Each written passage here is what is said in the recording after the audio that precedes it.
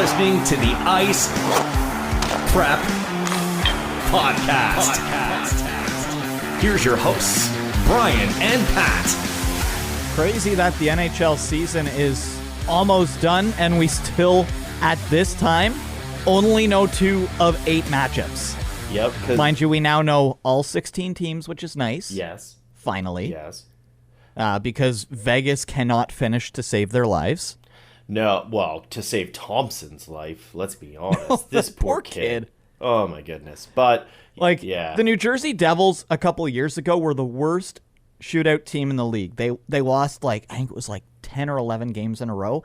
At least they could put one in the net in a loss. Yeah, here's this kid who comes in, this rookie that comes in to play relief for, pretty much to play in the place of what Fleury did almost. I know, obviously, you've got Robin Lehner and he's out. You've got Brossoit, because I guess he's not French, even though the last name is the most French-looking name in the world. But he's out as well. So you've got Thompson coming in, and he has to pretend to be the starter at 24 years old. He is a rookie. He played one game before this. One game before this season. And he does everything he can. He puts every ounce of himself on that ice. And you can tell by the way that he laid on the ice 2 games in a row after losing in a shootout, because all of the stars that Vegas wants to pay billions of dollars to get to play for them apparently can't score. They don't know how to shoot. They went at all. Yeah, they went 0 for 17 in the shootout over 3 games. He was putting up ridiculous amount of stops, and they watching the last one that they did against Chicago, it was every single player did the exact same move, and it's eventually you do have to try something else, because you also tried that move all 7 rounds the night before. There's tape on it. Feel bad for him. Do not feel bad for Vegas in the slightest. Obviously, last podcast you and I were talking about that. This is not good for the NHL, but who cares? But the funny thing is, it brought the NHL together.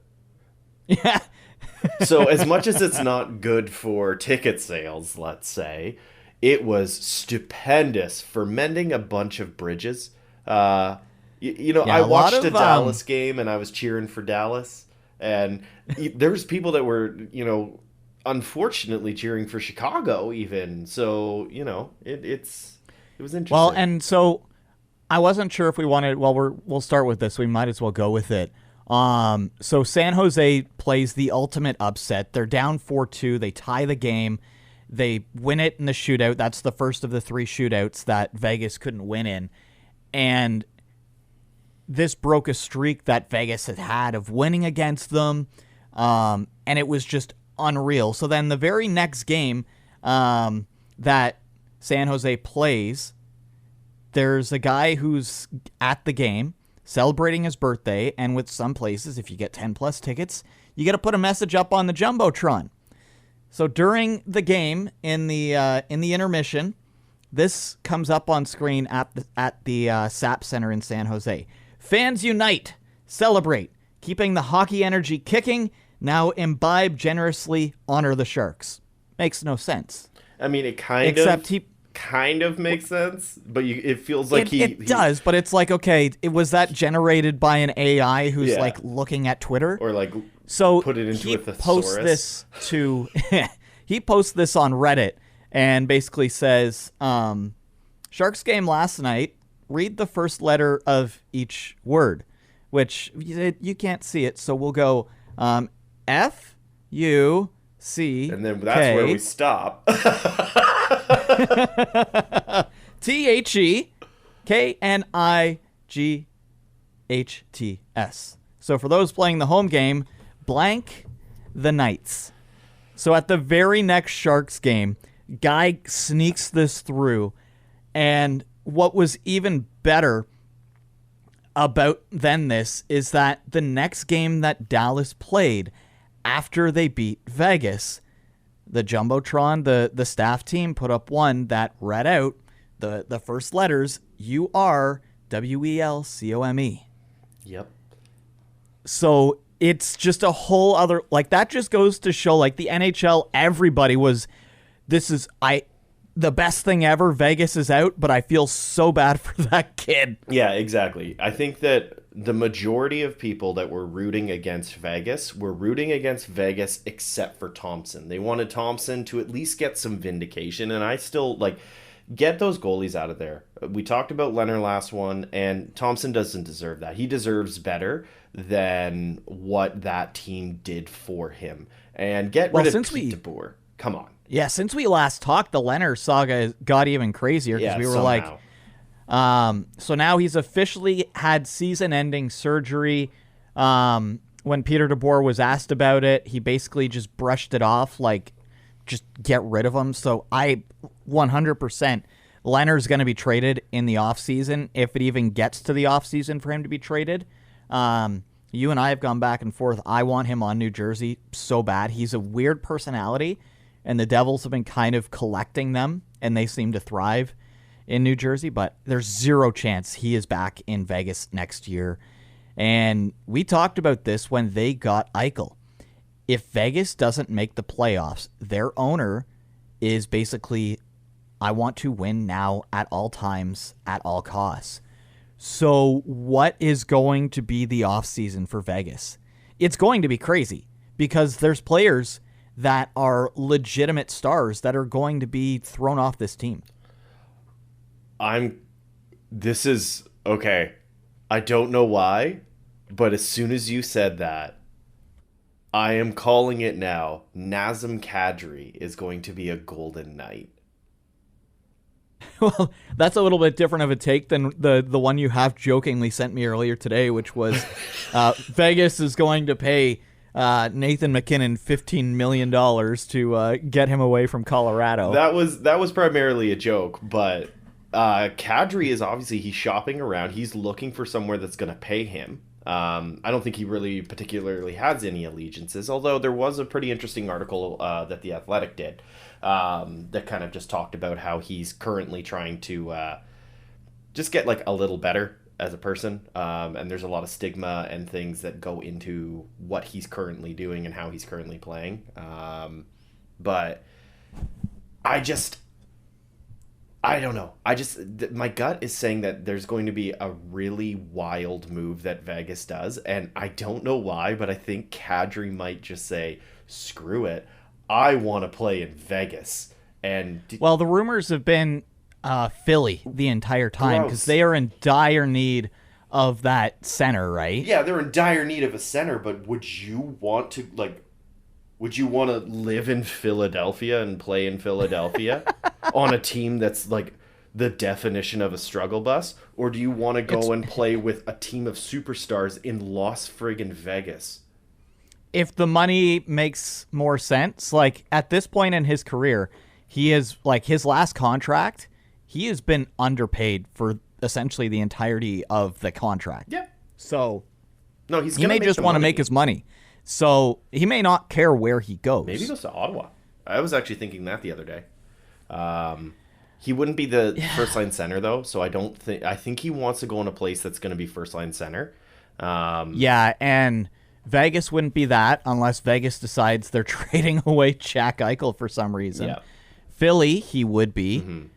There's a few teams where you can see it and you wonder. I don't think he goes back to the Avalanche unless somehow he signs a contract that's the exact same dollar value. He won't. No. That would be stupid. So he'll take but I you think bring he might him take to a Vegas, bit of a discount, but him to Vegas could be interesting. Yeah.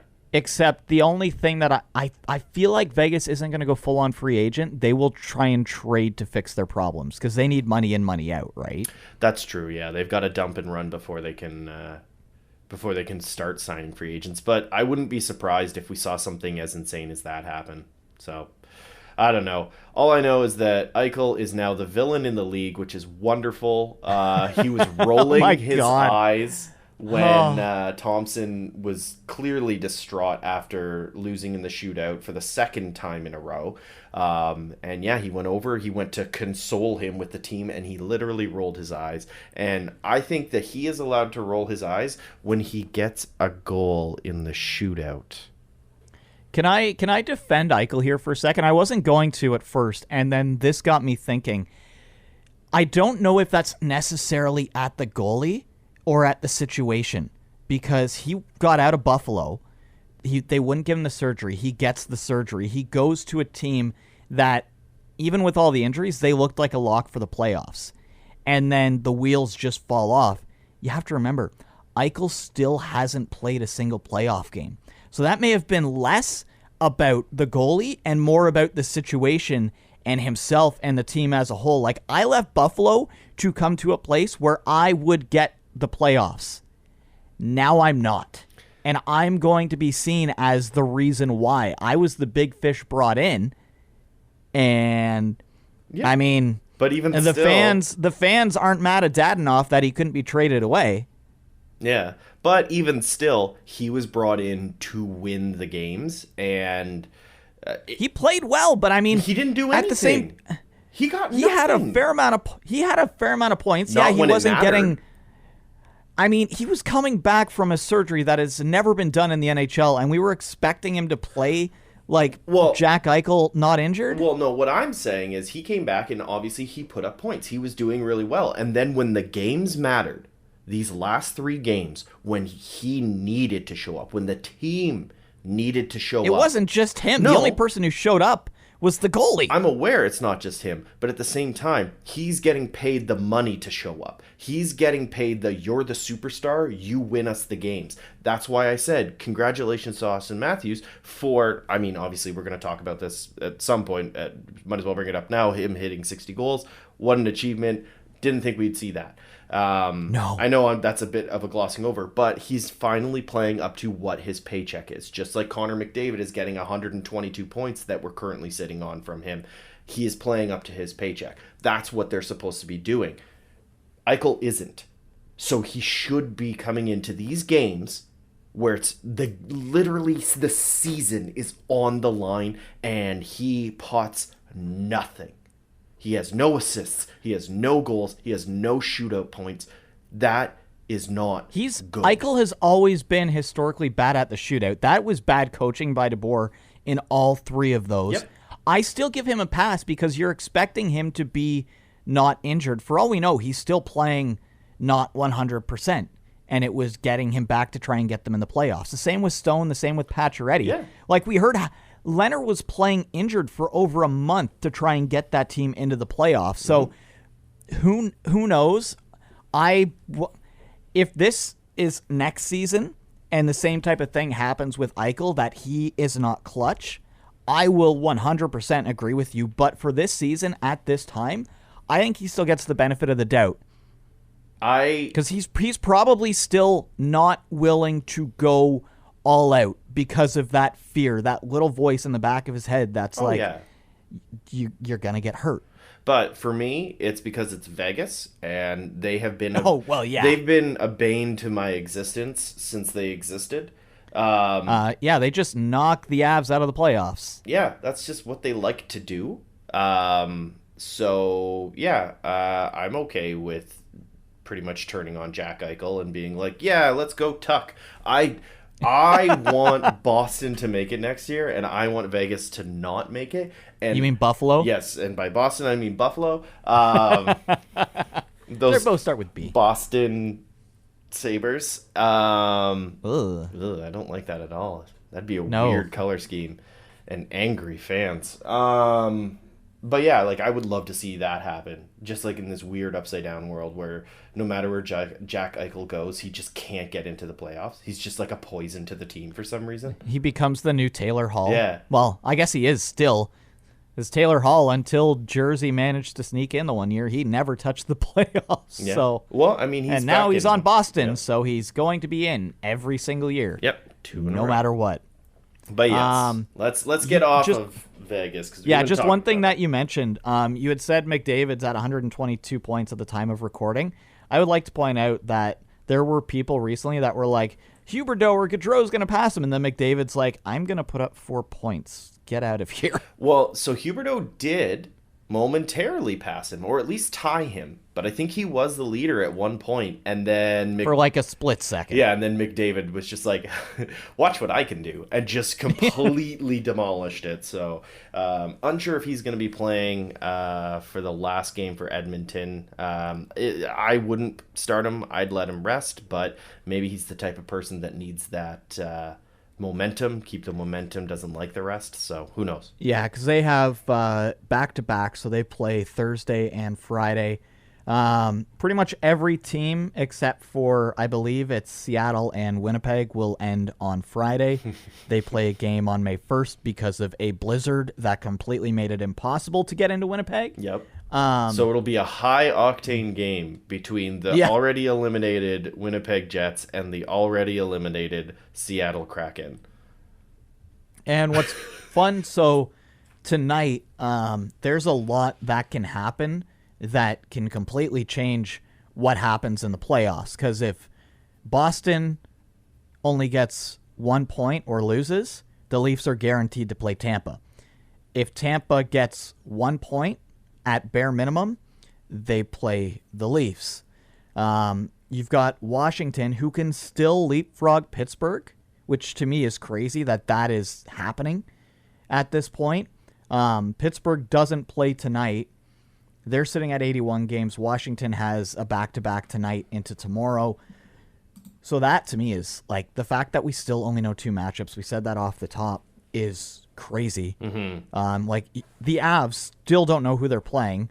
They're not going to end up getting the Presidents, I believe, at this point. Probably but not, no. You never know. They're 2 points back of Florida. Same amount of games played. It all depends on people sitting or not. You're playing Nashville, so who knows what type of game will happen. Yeah, well, I mean, the other thing with Nashville right now, too, is UC Saros is injured. And I think that this is a good segue into... That's right, a good segue. Did you see... For once. Did you see how smooth that was? Like silk. Anywho, as I ruin it by explaining what a segue is. Injuries. A thing you ride with 2 wheels. Exactly. Injuries are kind of a thing for a lot of the teams that are in the playoffs right now. And we're going to start with Nashville simply because I looked at it because I was looking at who Colorado is playing. And yeah, UC Saros is injured. At the time of recording, there is no timeline. Unless it's been updated while we are currently recording. Well, I know that they basically said expect him out for the first round bare minimum. Yeah. Which who knows how long that actually will be. So that's not good. You've got, like, UC Saros is pretty much not who carried the team, but my goodness, did he play well with that team in front of them. So that is a big loss for Nashville. Because everybody counted Nashville out without having Pecorine anymore. Yeah. And it was like, oh, wait, no, this is why they've kept this other guy around and teams have inquired about him for years. And they were like, no, UC Saros is ours, get away. Yeah, so it's a big blow for Nashville. Without him, I don't think they can do it, which is unfortunate that we already made our way too early predictions for who we think is going to do well in the playoffs, because I had Nashville getting to the second round. Now, whoever they play, I feel like that will be the series sweep. Nothing against David Rittich, but it's just... Big save, Dave! Yeah, it's just... I just can't see it. Then from there, another goalie. There's a lot of goalies on this list. I'm going to go through it a little bit quicker. We've got Tristan Jarry. He is week to week. So Casey DeSmith is going to be the one that's going to be at the helm for the Pens. It'll be an interesting one. He's decent, and hopefully he's decent enough to at least backstop them through a couple wins. Over to the Avalanche, Landeskog and Murray are still out. Landeskog is currently on, like, he's been playing in, like, the no contact jersey during practices, but he'll probably come back. I think it's looking like about midway through the series. He's still got a little bit of conditioning to do, I think. And Murray, he's a piece, but not a super important piece. No offense to him, but I mean, Landeskog versus Murray, you know who I'm talking about. A little bit with one. different there. Yeah, so those are out. With Carolina, Frederik Andersen is day-to-day currently. He might maybe be back for the start. Well, yeah, his day-to-day, last I heard, is day-to-day for him means late first round or second round. So there's a very high chance that they won't have him, though their backup, is it Niemi? No. Yes. No, so Antti Ranta is the backup. Right. And he was hurt. Was injured. He was injured, but he is now back. He's playing, which is good. And actually, the rookie kid that they called up, they played him technically 3 games in a row because Ranta had to leave midway through a game. And he looks incredible. So hopefully they can ride that hot hand there. Guess what? Another goalie. But this time it's on Dallas. Braden Holtby, you might remember that name. He is on IR and still unsure on the timeline, but that one I don't think is going to be as critical in comparison to others. Well, he was you have to remember with Dallas too. He was going to be traded at the trade deadline, and then injuries just happened, and that's why Dallas now has Jake Ottinger, who's basically decided to put the team, the only playoff team with a minus goal differential, on his back. Yeah, Ottinger is actually a very, very good goaltender. I was reading some stats about Dallas, and they kind of forget how to play hockey when they go up by a lot. As soon as they score a bunch of goals, they're done. But if it's only a 1-goal differential, they know how to play hockey. So whoever plays them, hopefully they get blown out, that Dallas blows them out in the first period, and then they can come back and win it every single time. But yes, Braden Holtby, he is out, so that means it's going to be Jake Ottinger and Wedgwood, which was a trade deadline pickup for them in net. Yeah, who was a waiver wire pickup by Arizona. Yet another. From New Jersey. Again. Florida's got a couple people out. The big names, though, are Gudas, Ekblad, and Lundell. Now, Ekblad is the one that's going to have the hardest question mark on it. The other two looks like they should be fine for the playoffs, and Lundell isn't even a major piece. Ekblad truly is. So if Ekblad... And they went last season without him, and Florida doesn't win that series. Exactly. So... fingers crossed Ekblad comes back. We want to see the best players playing the best hockey. Unfortunately... at this point, they're saying about 50-50 he makes it back for the start of Game 1. Yeah, so, but if it's 50-50 for Game 1, that means that most likely he will be back for at least 1 or 2 of the games within the season, or within the series, sorry. But they have been playing pretty well without him as it is anyway, so... fingers crossed for Ekblad. And then we move over to Minnesota. Minnesota's looking pretty good, as much as I don't like them. Zuccarello, Dumba, and Spurgeon should all be in, actually, on Friday. The last game of the season for Minnesota against Colorado, which is good for them, bad for everyone else. It could be one of those where it's like, even though they're in, here's all the players that are sitting. Yeah, well, they might still play because they have been out for a little bit. The 3 of them have been kind of rehabbing back, so they might want to get a little bit of ice time for them. I think both Colorado and Minnesota are both going to be in the mindset of this isn't important. They're not going to be starting a lot of their major players as much as it is a rivalry. At that point, I think both of them agree nobody wants any of their key players hurt, and I really hope they do that with the only thing with that game for Minnesota, less so than the Avalanche, Minnesota may still have to go hard at it and may not be able to sit anybody because they have the chance to get home ice advantage over St. Louis in the first round, and you risk everything for that home ice advantage. Yeah, and I think that if they're going to be doing that, it would be really smart against Colorado because they are going to be sitting a lot of key pieces, which they should be. Let them rest, let them heal. If they lose, whatever. It's not a big deal. Presidents is going to go to Florida.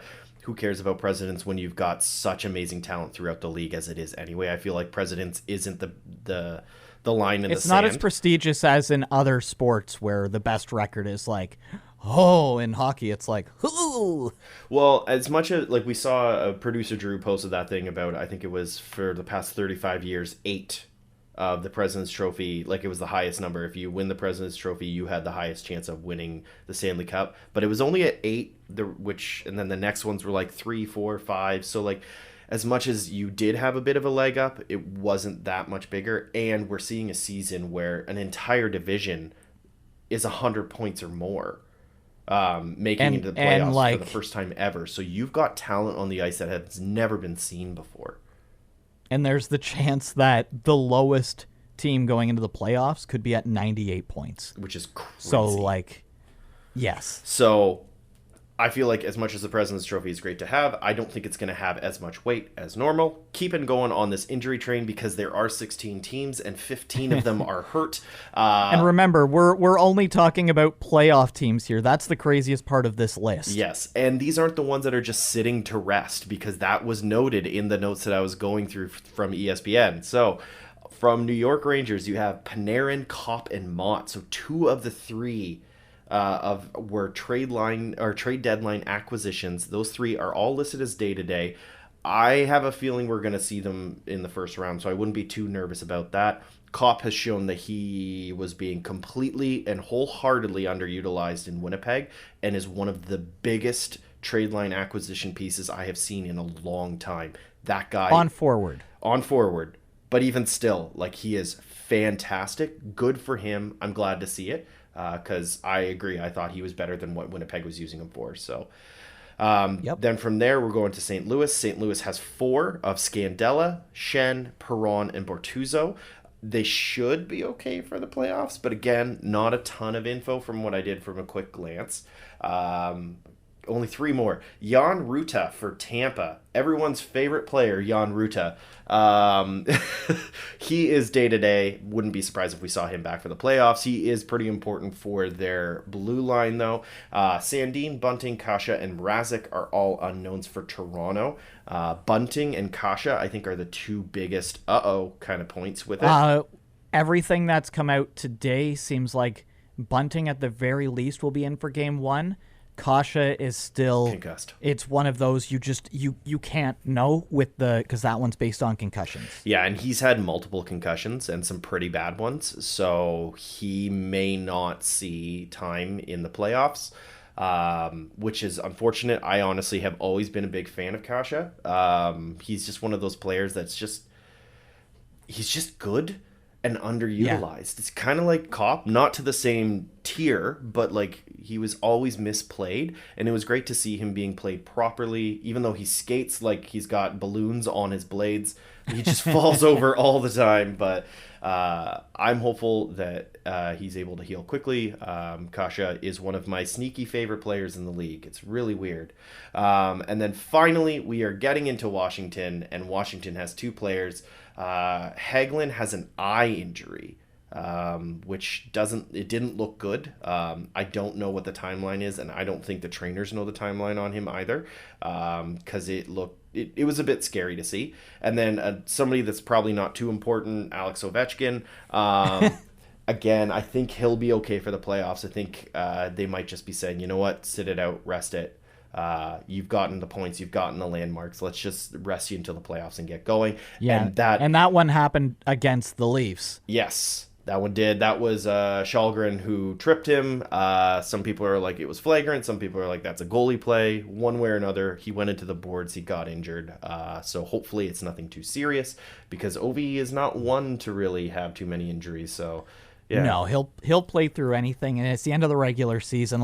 You're talking about a guy that has consistently been I'm just not going to play the last game or 2 because we don't need to for the playoffs. So it's one of those. He values rest.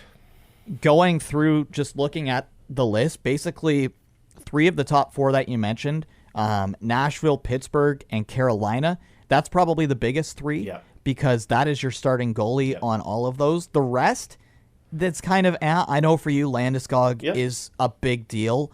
But you've got pretty much everybody else back and getting their reps in. So as long as nobody gets hurt from now until Monday when some teams start and Tuesday for the rest of the playoff games, then. But it's crazy. It just feels like one of those years where in years past, not all of these players would be sitting out with the injuries. Yeah. But this year they're like, no, you can't play through it because teams have realized how something about the bubble made teams go, we actually need to rest these players that are hurt a little bit more. Yeah, it's almost like asset management now, in the sense of they're starting to realize, okay, well, we're spending $8 million on this player and they're playing hurt. They're getting ripped apart online, which then also when they come back, they can't focus because they know they're playing poorly. Everyone hates them on, like, it's this cascading effect, and it all boils down to, if you let them rest for one more week, they'll probably be in better shape. And sometimes it's enough just to get rid of that little kink. And obviously, I am nowhere near a pro athlete, but I know if I have a few extra days after I hurt myself, I kind of feel a little bit better. So, yeah. And then one thing, this isn't injury related, but it is a player that we won't see next year. This one was announced just before we started recording. Two-time Stanley Cup champion, all-time leader in regular season games played. Dustin Brown for the LA Kings is going to call it a career when the LA Kings finish their 2022 playoffs, whenever that is. I think that will be against Edmonton, but you never know. I think you're right with that one, and this will be the last time that Brown goes down. So the final Brown goes down. No, he's always been a pest. The team will definitely miss that presence. He's been very difficult to play against every single time. Any team that plays him, my goodness, he is just not fun to play against. California is going to have a completely different look come next year. Yeah. If Quick stays around, they'll at least be that, because you've got Getzlaf gone. That's been a staple of the California road trip that you didn't like. Mm-hmm. Dustin Brown, well, he's gone. San Jose, you don't have Pavelski there anymore. Burns only has a couple of years left. You don't have Marlowe or Thornton on that team like there used to be, like that whole thing. It's you got Brent Burns, and then you've got Jonathan Quick as kind of like the last two long holdouts. Yeah. Doughty's on the cusp, but he's got a few more years left. He won't be in the playoffs at all either. No. That's one thing that we didn't mention for LA, is that he's just out. He had surgery. He's not playing at all. So there's that for LA. Honestly, LA and Anaheim, just a quick aside, those are two teams in the next few years that they're going to make California a nightmare again. And I feel bad for Sharks fans because that team is getting older and they are spending more money on their older players. Yeah, I'm actually really excited to see the Kings versus Ducks semifinal. Cause, in a few years. Yeah, because something like that is going to happen. It's going to be, oh boy, those are great series. So always good to see young players coming up and actually showing, hey, this is why you drafted me, with Trevor Zegras being one of the most. He's just fun on and off the ice, and there's very few off the ice fun people in the NHL. Yeah. There's no one like him that is as good as he is on the ice and as fun as he is off the ice. I do want to go from there because a handful and a half of weeks ago, we did our mid-season questions. You asked a bunch of questions. We both answered them. With there being 1 or 2 games left for every team, figured now's the perfect time. First question that was asked, who is your breakout star for this season? You had Devon Toews, who, as we all know from Pat talking, if the Avs don't have Toews, they don't win games. Yeah. So he's not wrong. I had Jonathan Huberdeau, who is most likely going to end up with the second most amount of points this season. So neither of us, I would say, are wrong on that one. No, I think that you're a bit more right. As much as it was really interesting to see the effect that Devontae's had on the team and really just the points he put up, too. I didn't expect a lot of points. I knew he was going to be defensively good. Huberdeau, though. He was part of that point-per-game squad for a while there that the Avs had going. Yeah. But yeah, Huberdeau, my goodness. Yeah, the only other person that would have... If he can keep anything like that going in the playoffs... Oh, wow. The only other player on the ice that I think might have shocked me a bit more was actually Johnny Goudreau. He was very, very impressive this year, too. He's been close before because he finished the season with 99 points a few seasons ago. But Unreal. Another one that I think you could have put in that category would have been JT Miller. Yeah. Obviously not necessarily breakout, but what a breakout season. From there, this is how you know it was mid-season. What is your biggest oof moment of the season? Pat said the Seth Jones contract. That one still holds pretty up there. Biggest oof at the time, the Edmonton Oilers. Oh, yeah. This was before Jay Woodcroft. So at the time, I think I was definitely right looking back at it. If we go with what happens now, I'm wrong, and I'm glad to see they turned that around because they went full on roller coaster up and down, then back up into the playoffs with home ice. Yeah, so they hit their peaks and valleys at the right time, I think, is probably the best way to describe that team this season. Yep. Pat definitely gets this next question. Who is your villain of the season so far? I had John Tortorella, of course. There was the whole Torts versus Zegras thing. And then he disappeared. He's still on like every single week. He just wasn't saying ridiculous things like that. Yeah. Pat decided to say something so controversial that I can't believe the words came out of his mouth. The referees. Well, and it only got worse. Yeah, like anybody that wants to fight me on my take is wrong. Because Vegas Golden Knights. They're not even the villains. They were, though. Were they? Like, people didn't want them to get in, but, like, let's be honest. The biggest battle that everybody versus the refs. Every single fan base this year in every single sport, which is insane, has been against the referees. So you look at baseball, you look at basketball, you look at baseball's been so bad. Even you look at NFL this past season, there was definitely some very poor officiating there too. So the referees will hands down be the villain of this season. From there, at the time when we did this question, we were both right. As of now, I would say we couldn't be more wrong. Biggest bust of the season so far. At the time, you had Alexis Lafreniere, who he's turned it on. Yep. He is playing behind. He is a player, unfortunately for him, being on the Rangers. That was like the worst case scenario of him to go first overall to that team because there was so much talent in front of him that he can't get the minutes that he needs when he's playing. Like, he's still putting up good amount of points. He got benched and came back and said, "Do that again. I dare you," which is awesome. And then I had Elias Pettersson, who apparently all he needed was Bruce Goudreau, and he's back. So at the time, we were definitely both right, but that's why it said so far. So far. Who was your I was wrong about them player this season so far? You had Tom Wilson, and he's shown, like, ever since he got that big contract after the Caps won, he has been a true definition of a power forward. Yeah. No, I still stand by that. He's kind of tapered off a little bit since having that conversation, but he's still showing that, like, everyone's afraid to play against him because they know what he can do. Yeah, but what if he does this? Exactly.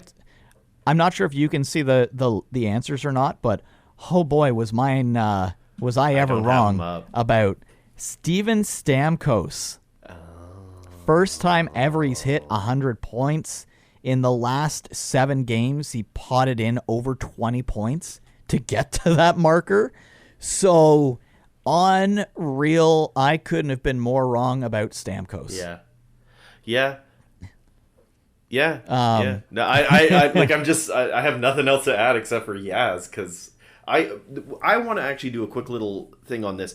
I think Steven Stamkos is probably still, to this day, one of the more underrated players.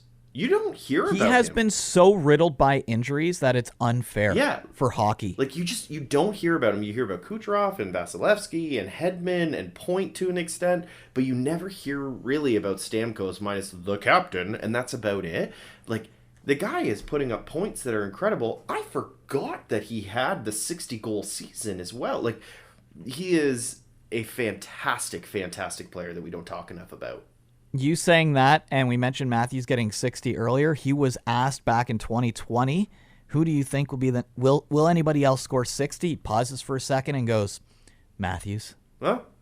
So he's also a genie, apparently. So look at that. This next one we actually joked about before because it's interesting. What was the biggest shock of the season so far? Your pick was Nashville. They were not supposed to be as good. We actually talked about that in talking about Nashville. Mm-hmm. Mine was Vegas's start. Yeah. Can I add an asterisk and put Vegas's end? Just Vegas. Just Vegas. Just Vegas being Vegas. But that could also mean the overall biggest disappointment of the season so far. You put Seattle. I put New Jersey, obviously as a Devils fan. If we could go back in time, I'm sure we'd be like, Vegas. I don't know if I would call them the biggest disappointment, though. I still stand by Seattle. As much as they were a really fun team, and they're still fun to watch. My goodness, they still put their heart on the ice. Because of how their trade deadline went, though, to me, that remedied a lot. Obviously, they did not put the best product out on the ice or get the most wins. What they did at the trade deadline, they definitely went, we're not going to pull the Vegas route, and who knows, that could work. Vegas, they may have shot their shot, and now they're going to be screwed for a few years. We'll have to wait and see what happens. That's true. Overall highlight of the season so far. Pat put down Vancouver. I don't remember if this was just before Bruce. It might have been just after Bruce got here. I think it was the 7-game win streak, I think, roughly. Yes. Yep. And then I had put down the NHL is fun because at that point you had Zegras doing his things, scoring his way up. So I think they both still kind of, Vancouver down the stretch was still a fun team to watch.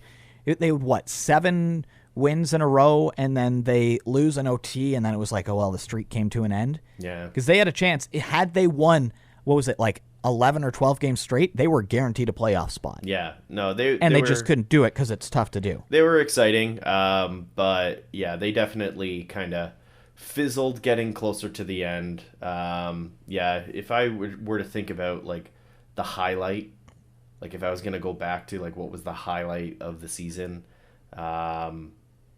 I don't know. Nothing really comes to mind. I mean, obviously the Zegras goal is unbelievable, but I think part of me would actually go to Cole Caulfield and Martin St. Louis coming in. Oh, that what a change a coach can make. That honestly, like, I'm not a Habs fan. I don't really dunk on the Habs. It's easy to dunk on the Habs this year, but because they are the first team ever to be in the Stanley Cup final one year and then the next year be dead last, and the first team ever to place 32nd. That's true. But I don't like to dunk on the Habs. It's too easy to. And yeah, it is really nice to see that Cole Caulfield is actually a good player. As long as you have, it wasn't just like a one spark hype thing. Yeah. So at the start of the year, everybody was saying, I was one of them. Just a little bit of magic. No, it was Dom Ducharme that was the issue. Then we had 4 more things on this. They were all yes or no's. Will Ovechkin break 50 goals this season? He was at 29 at the time of asking. Pat said no. I said yes. He is at 50 goals. Damn. Will Alex DeBrincat break 50 goals? He was at 26. I said no. Pat said yes. I was very wrong. He is at 40. Yeah, DeBrincat doesn't stand a chance. He would have to score like 9 goals in his last game or something like that. Yeah. I was hopeful. Yeah. The next question, and for a while there, it was looking like we were going to be right on this. Will Kadri beat Ovechkin in points? At the time of, Kadri had 60, Ovi had 58. Ovi is going to win that one by a landslide. We both had yes. Mm-hmm. And finally, I'm kind of sad this one isn't a yes, which is what I had. Pat had it wasn't just a no, it was like a no in bold, written in blood. Will Matthews break 110 points, and he will end the season at 105. Woo-hoo. Sorry, 106. Because he is not going to be playing against Boston on Friday. Now, the only one out of those that might actually come true, there is a very small fraction of a chance. That is Kadri potentially beating Ovechkin. Ovechkin is not going to be playing for the rest of the regular season, whereas Kadri is back. And he isn't a part of the people that are going to be sitting, at least for Thursday's game, so the game tonight that we're recording on. Kadri's sitting at 85 points, and Ovechkin is sitting at 90. So there is only 5 points. Now, I'm not saying it is going to happen, but there's a... So you're telling me there's a chance? There's a chance, and it's not, like, close to the single digits. I would say it's probably, like, 20, maybe 25% chance that the Kadri's able to at least tie it. So that one could change, but most likely not.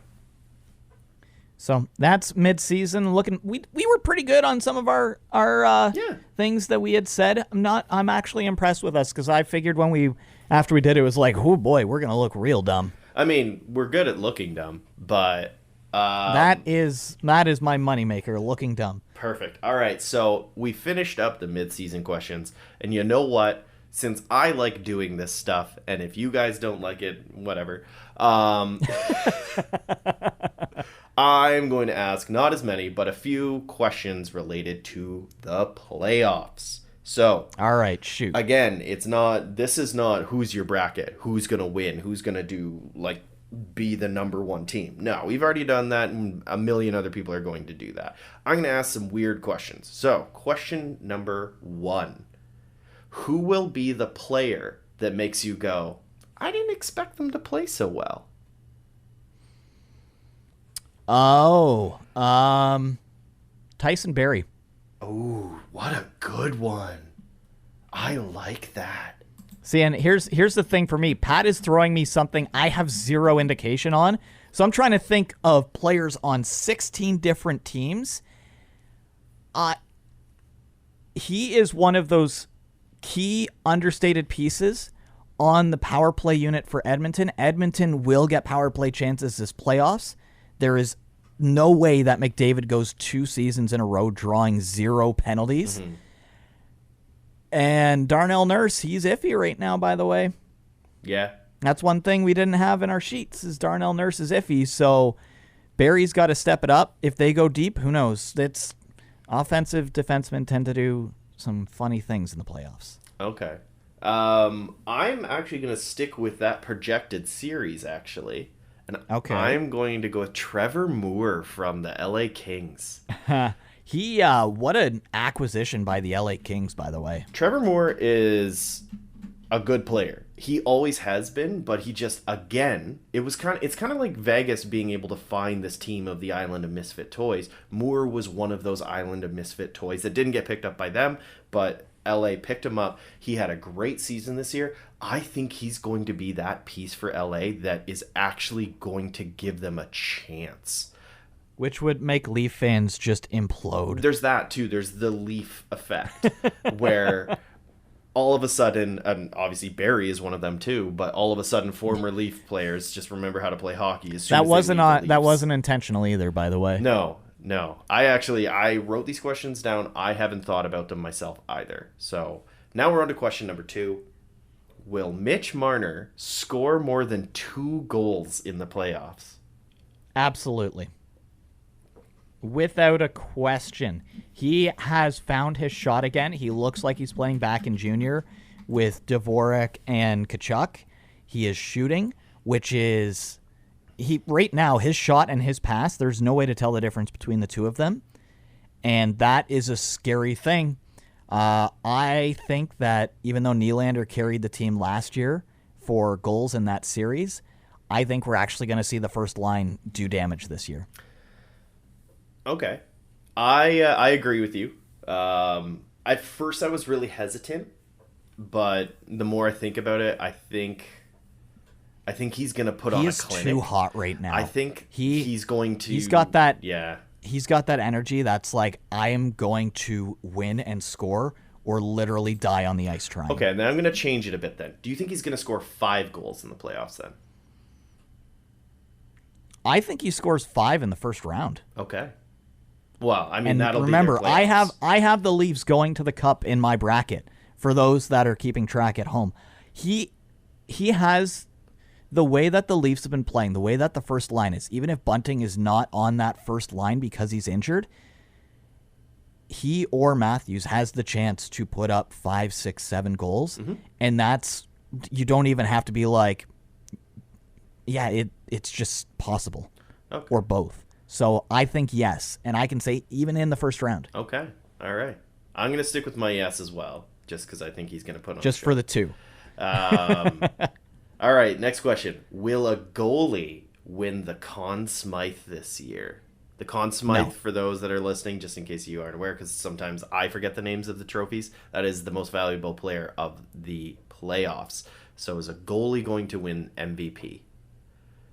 I don't think so this year. I think there's too many just offensive juggernauts, and if you've got a superstar on offense who is scoring well, they're going to get it every time, even if they don't deserve it. Like we saw that Phil Kessel a couple of years ago. He should have won the Conn Smythe when Pittsburgh won. I can't remember if it was their first or second cup. But because Crosby and Malkin are there, it's got to go to one of those two. The only way that a goalie gets it is if the three-peat happens. It's the only way in my mind that it happens. So you're saying that if it does, it would be Vasilevsky. Only goalie who stands a chance. Okay, then I'm going to put a little note there of if Vasi.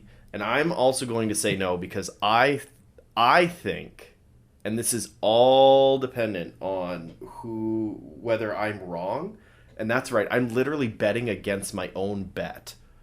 I think Marner is going to win the Conn Smythe. So I don't think a goalie will. I think that he is going to come in and he is going to do things that are remarkable and prove why he is better than everyone else on that team. Well, you have to remember the last time Marner was in the playoffs, do you remember what happened? Yeah. Puck over the glass. Yeah. Completely changed the trajectory of that game. You think that's not going to be... He might be one of those players. He'll watch that before the game to get himself fired up, and we're going to see him like body check somebody... Milan Lucic on Matt Duchene style. And I'm going to say if a goalie does win it... Plus, he got rid of his social media, and True. he said that used to distract the hell out of him. That's true. He doesn't go on anymore. That's very, very true. But I'm going to say that if a goalie does win, I am going to say that it's not going to be Vasilevsky. It is going to be a goalie that was unexpected to do that well and kind of a sympathy vote. And it's only the goalie that would pretty much, it would be if a goalie goalied the team. Like if Canadians won last year, Price was winning MVP. Oh, easily. Because they shouldn't have been there. And that's why I think that if goalie wins, it's either Mike Smith or Jonathan Quick. I knew you were going to say Jonathan Quick as one of them. Yeah. Yeah, Mike Smith. Well, he does show up in the playoffs. That will be an interesting one. Right? Yeah. Isn't it weird for both of us, just as an aside, I would like to point out, for probably the last decade, the two of us have been very much the Leafs will not make it out of the first round. The Leafs don't stand a chance. Something about them this year has made us both go, yeah, look out for the Leafs. There's a chance. I think they have a better chance, but it is also... They're playing against a real, like, no matter which team they get, it's a fantastically good team. So it's going to be a challenge for them. So honestly, whoever wins between, I'm saying it's Toronto Tampa in the first round. Just the odds dictate that's what's going to happen. Whoever wins that series is probably in the Cup final. Yeah, no, for sure. Like, without hesitation, I agree. All right, second last question. Will we see a triple overtime or more this playoff? No, I don't think so. I love super long OT games. There is nothing better than the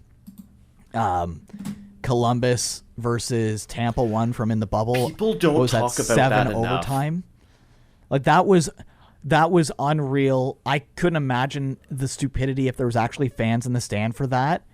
Unreal. I can't remember if we had one. I think last year 2 overtime was the most that we had, I want to say. I think so. It's very rare to see them go past 2. Because somebody always makes a mistake. So I'm saying no, even though I love when those games just keep going. Because it gets so much more stressful. I'm calling a 4. I think that there is going to be more than a third overtime. I think we're going to go to a fourth overtime because I think that this is when the goalies are going to show up. Obviously, there's been, like, a lot of people have talked about it all on the interwebs, that there have been more goals this season than normal. But I think that the playoffs, we're going to see some goaltending like we haven't seen all season, and I think that's when we're going to see a triple overtime or more.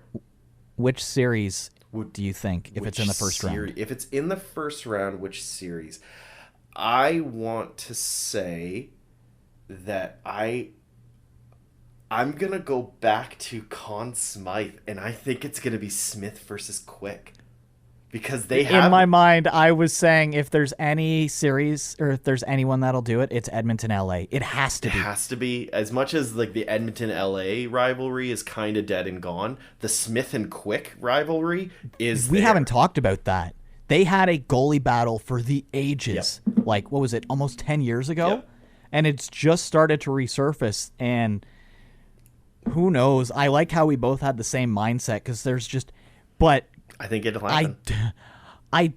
Could you imagine 4 periods of overtime hockey without seeing McDavid scoring a goal? Yeah. That, to me, would... He didn't score much last playoffs, well, so... That's because Winnipeg was able to basically just, like, treat him like he was Teemu Selanne in the 90s and not get called for anything. Billy Deneau, though. He would, like... But what about Deneau? Yeah. Deneau shut down Matthews.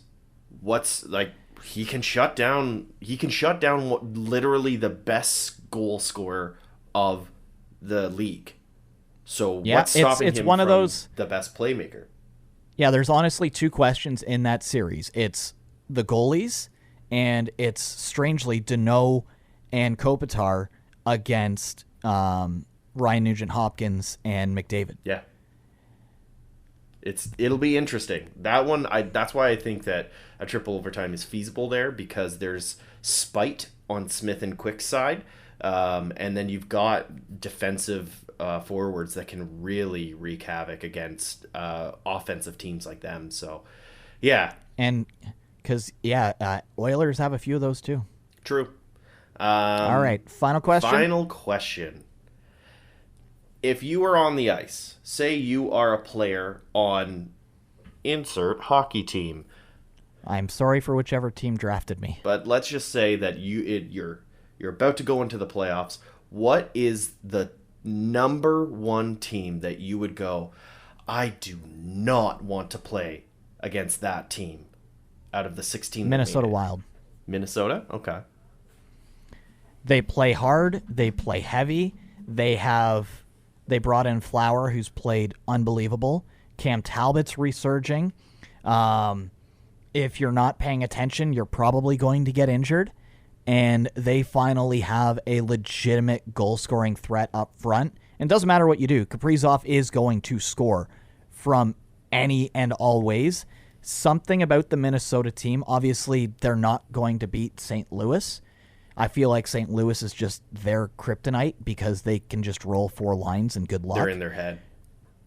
Something about the way that Minnesota plays, though, just of all the teams that you look at on the list, they're the one that every single shift, you're probably going to leave with a bruise.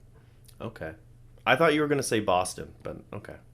They're not as heavy as they used to be. Yeah.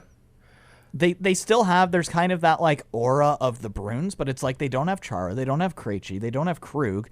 McAvoy will still do stupid things all the time, but they don't have a lot of those guys that used to just like absolutely wreck you in the corners like they used to, because it's just kind of not what they do anymore. They don't have Chara to protect them. Yeah. What's really funny, I just kind of thought of this, is we just talked about if a goalie would win Conn Smythe, and we didn't even talk about Igor when he's in the talks to win the Hart Trophy, which is the MVP for the season. So, or at least he was. Anyways. That's how much faith we don't have in the New York Rangers offense in the playoffs. Yeah, that's true. So, what team would I not want to play against? The Toronto Maple Leafs. And the one reason alone of I don't want to be the team that loses to the Toronto Maple Leafs and gets them into the second round or hell, even in the Stanley Cup. I do not want to be in the record books for that. I do not want to be. It wouldn't be the record books. It would be the Toronto in the books mouth of Toronto Maple Leafs fans for decades to come. I'd rather stick my head, like, I'd rather put my face on a train track with a train coming by than be a part of that. No, like, that's why I'm so stressed about this. Like, I almost want Colorado to get knocked out in the first round so that I don't have to deal with any sort of, like, backlash or any sort of heat with Toronto versus Colorado, even though my gut says it'll probably be that final. I would never in a million years want to be on that team that's up against the Leafs this year. And it's not because they're fantastic. It's because I don't want to be part of that narrative. You know, that is a solid answer. One I wasn't even thinking of. And you said, yeah, that makes perfect sense because there's the weight of history, and everybody will remember the first team that they, be it this year or be it whenever. Yeah, that's a good answer. Never want to do that.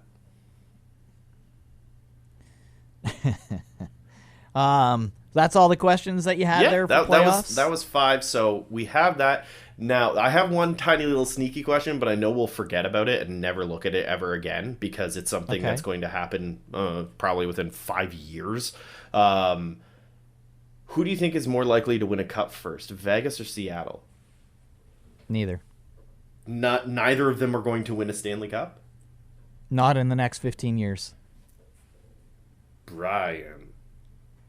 No chance. If Seattle cleans up some management, I think they'll win it before Vegas. Yeah, it's still not going to be. I think the Vegas first season has put such insane rose-colored glasses on everybody, being like these new teams can come in and do things. Their teams will get close. Vegas, they might make it to the conference finals again. Seattle, they'll get into the playoffs. They may do some damage. Something in me says these teams that have been established for a long time that are getting up there, they're getting antsy. Mm-hmm. And I think Vegas or Seattle not winning it for a little bit, that's fine. Obviously, it's an amazing story, but I don't think either of them. No. I think that Seattle's going to win within 5 years, and I think it's because they have created so much cap space and they have created so much value in their picks that they're the belle of the ball. Everyone is going to only if they get Connor Bedard. If they get in a few years, maybe, or hell, they could trade. They have so many picks. They have so much space. They can take dead cap things and be like, "Yo, you need to owe us." If we're being honest, to me, Seattle does have the better chance because, as we said, Vegas shot their shot, and we're gonna see what the casualties are for them in the offseason because there's going to be some drastic change because their owner wants to win at all costs. Yep. And everybody was criticizing Seattle. We were criticizing Seattle. As we said, their trade deadline, to me, made up for almost everything. Could you imagine, though, had they taken Tarasenko? Oh, my God. Yeah. Like, talk about a missed opportunity. But they're building... They're acting like a team that kind of went to the playoffs, and now they're doing a rebuild. They've got the players, they've got the pieces, they've got the draft picks, so we'll see what happens. They came in with a 5-year plan, whereas Vegas was like, money! And that's about it. So, and then Vegas could end up being like the Red Wings, where they just pushed, and then the wheels fall off, and it's been a few years now. And the only reason why Detroit's turned things around, good drafting, and they've really stepped it. It's not just Yzerman. They did have some good drafting. Yep. But he's really helped. Oh, completely. And he's made some deals that made some pretty good sense there. So those are my questions. We will see how wrong we are probably pretty quickly. So yeah. We'll just quickly mention the games of the week. I'm not even going to bother playing the music because there won't be any for this week because well, they all either end on Friday or nobody cares about the game on Sunday. And not to mention, we don't even know the matchups officially yet. Yeah, so it's not like we can even be like, hey, and we actually did do that. I've got a paper, but odds are that will be the matchups. We just don't fully know. I had the Hurricanes against the Rangers Tuesday night. Canes took that one 4-3, which I believe is what cemented them to win the Metro, if I'm not mistaken. I believe so, yeah. And then somehow the Leafs play on Saturday night and only 5 goals are scored. The Leafs lose 3-2 in overtime against the Panthers. It was a good game. It wasn't anything. It wasn't anything like mind blowing or anything. It wasn't like the 3-0 win where Matthews got his 2 goals, put him to 60. But I do have to say that the Tuesday night, the entirety of the night was packed full of fantastic games. You name one of them, and even the ones with the dud teams playing were still amazing games. So, yeah, there was a lot of really, really good hockey last week, which I didn't expect. So, yeah. If we learned anything, though, we should have just said any of Vegas's games. Mm-hmm. I had it on my list. They were must-watch hockey. Yeah. But for the best and worst reasons possible. Yeah, and kudos to Dallas for literally doing the bare minimum and getting into the playoffs. They got one loser giving point. up a lead? They got a loser point after hemorrhaging the lead to Arizona. Like, just... Yeah. Hey, they got in. That's all that matters. Even if they didn't get the loser point, they still made it in. It was like 60 seconds between Vegas losing in the shootout to Dallas going to overtime. So it was just one of those like, well, whatever. We're in anyway, so who cares? Yeah, might as well. From there, I know we said there's not really any matchups to talk about, but normally when we do our CJBK stuff, it's a lot more Leafs focused. You don't get a lot of that on the actual full podcast that you're listening to right now. Pat's got a confused look on his face. We'll just kind of talk about the Leafs a little bit, and then I think it's a good place to wrap up for this episode, because we can't really talk too much about the playoffs because we don't know everything yet. We know they start on Monday. We know 2 matchups. We know the teams. Odds dictate it should be the Leafs against Tampa Bay. You've heard our thoughts on it throughout this. And there's been a lot of conflicting things from both of us, because I had, if a goalie wins the Vezina, or not the Vezina, the Conn Smythe, it has to be Vasilevsky. Yet I've also said repeatedly, I think the Leafs are going to the Stanley Cup Finals. You had Marner as your Conn Smythe winner. So there is no team I am more curious about, honestly, than what the Leafs are going to do this year. They had the series locked up last year, and they imploded in a way that you just don't see against a statistically poor team.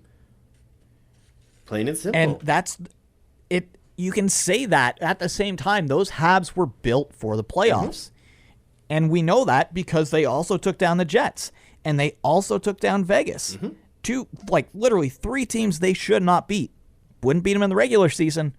They sure beat them in the playoffs. I think the changes that the Leafs made in the offseason make them probably the scariest team in the playoffs this year. I disagree. I think the Leafs changes that they made at the deadline. Offseason plus deadline, yes. Because the one trade with Arizona and the second trade with Seattle, unreal. Yeah, bringing in those 2 defensemen. I know Blackwell was a good scoop as well, but he cemented himself on that 4th line. Nobody's coming in his place. No, like if there's ever a person that is like should have 4th line beside their name for the rest of their career, it's Colin Blackwell. Like, that man is a career 4th liner, and good for him. And that's not a bad thing in this case. No, you want a career 4th liner, like somebody that is just gritty and just gets into the corners and does all the things that nobody else really wants to do. But Lyubushkin and Giordano, Lyubushkin, as soon as they picked it up, I was like, what a scoop. I had been watching him quite a bit. I had this, I don't know why I like Arizona. I do, and I don't know why I shouldn't. They're not. A lot of it last year was because of Kemper. Yeah, like I've always. And then of course they go to the Kachina again as their logo, which helps to watch that they didn't have the ugly, just like generic insert sports team coyote face here. Well, and it's just like the underdog mentality. Like they're the butt of all of the jokes. So, I kind of have a soft spot for them. So I've been seeing Lyubushkin play, and my goodness, was he a good defenseman. There was a reason that they made it to the playoffs that one season. They made it to the playoffs, and it was largely because of their defensive play. So they brought in somebody that I knew was a juggernaut that that nobody was talking about. Nobody was talking about. Well, that's what happens with the smaller market teams like that. There are players that completely go under the radar. All anybody could talk about was OEL. Mm-hmm. So you've got that, and of course, yes. I still can't believe he wasn't dealt at the deadline, by the way. Yeah, that was a big part of it. And you had said, looking back, that you didn't see Giordano being traded. Mm-hmm. I had him being traded. I had the Leafs on as one of the teams. I don't think anybody foresaw the difference that he would make. Yeah, he's playing on the third pair, but that third pairing line between Liljegren and Giordano, they look like they've been playing together for years. Yeah, the chemistry between the two of them is unmatched. And can I just point out that Liljegren, bless his heart as a hockey player, he looks like a 55-year-old construction worker. He looks older than Giordano. It's the weirdest thing. And for anybody that's listening, I think that, if you are into drinking games or you just like playing little fun games, this is my favorite game to play, especially with my wife or people that do not watch hockey. And it is, how old is this hockey player? You pull up a picture on Google Images and you go, Timothy Liljegren, how old is this man? And I can promise you they will get it wrong. My favorite one is Radulov, but... Oh, I thought you were going to say Evan Bouchard. Oh, that's another one. But you just pull up any hockey player, specifically goalies, because my goodness, time does not do good things to goalies, because they just, the stress just kills them. Have you met Henrik Lundqvist before? True. The dude looks like he's always straight out of a magazine. Oh, yeah. Even though he's retired now. But I know, but even still, if you are bored and you just have time to kill, play the how old is this player game with other people. It's so much fun. It is by far one of my favorite drinking games to play with people. That's an aside, and I apologize. But no, Giordano, I'm very shocked at how good he is. I thought he was done. I had been saying for 2 years that he was done. Yeah. When he won the oh, come on, Pat. The Norris. The Norris, thank you. When he won the Norris, I was just like, nah, come on. He had one good season. I never thought he was this good. I'm happy to eat those words. He is fantastically. And some of it could have been the bias that he was on Calgary, which is even though it's a different division, it is a big rival of the Avs. Yeah. And you look at players that are rivals to your team, and you're like, they just suck. Even though it's no, statistically they're very good. You're like, no, they're just awful. He was wasted away on Seattle, mm-hmm. but it worked for the Leafs. Yeah, it feels like one of those weird things. Bringing in two defensemen mid-season should not improve your team the way that it did, no. But it was the missing piece. Everybody knew it, and their goalie situation for them, we all thought they were going to have to trade for somebody. Campbell's injured, then he's not, and then they completely lose Mrazek. Campbell seems to be healthy and back-ish. Mm-hmm. Källgren, I have the feeling they don't want to see him at all during the playoffs. Yeah, if you're a Leafs fan, as much as Källgren has been good, if you see him in net, that's not a good thing. Unless it's literally throwing to the wolves like they did with Robin Lehner, that being Vegas last year. Yeah. But if even the thing is, we've seen Jack Campbell throw up really bad numbers. Mm-hmm. We've seen him throw up average numbers, and we've seen him throw up into the Vezina talks numbers. It's just which Jack Campbell will show up. Two of those three get you out of the first round. And it all comes down to, as well, mental. It's as simple as that. On paper, this is one of the best Maple Leafs teams, if not the best Maple Leafs team you will ever see. Potentially that has ever existed, even. I know that that's a controversial take, but you've got a star like Austin Matthews that's overshadowing a star like Mitch Marner.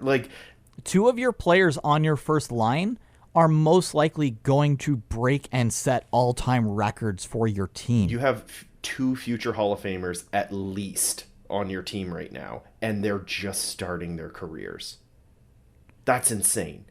On paper, they are by far one of the best teams that the Toronto Maple Leafs have ever had. And yet, everyone has that and yet right now. I've not talked to a single Maple Leafs fan that is just like, they've got this in the bag. Everyone has that hard, yeah, but I don't know.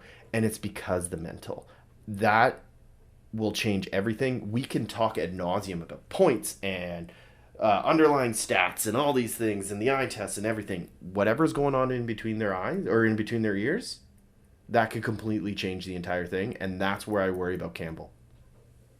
And that's going to be the interesting thing, too, not with just the Leafs, but with Tampa. As I said, we're going to treat this one like the Leafs are playing Tampa. Yeah. I was talking to this with a coworker earlier today because he was asking my thoughts. He comes in all the time to ask. And I had said, well, if the Leafs play Tampa, that's probably their best bet to move on. Because any player that has played for a dynasty that has 1, 2 in a row, trying to get that third, they say they've never felt more fatigued once the playoffs get going. It's how much gas does Tampa have? They've looked solid. Like, the only thing with Tampa right now, the last few games, you're like, oh, right, they're the defending 2-time Stanley Cup champions, and they are blowing out like 2 of the top teams in the league that are playing their full lineup.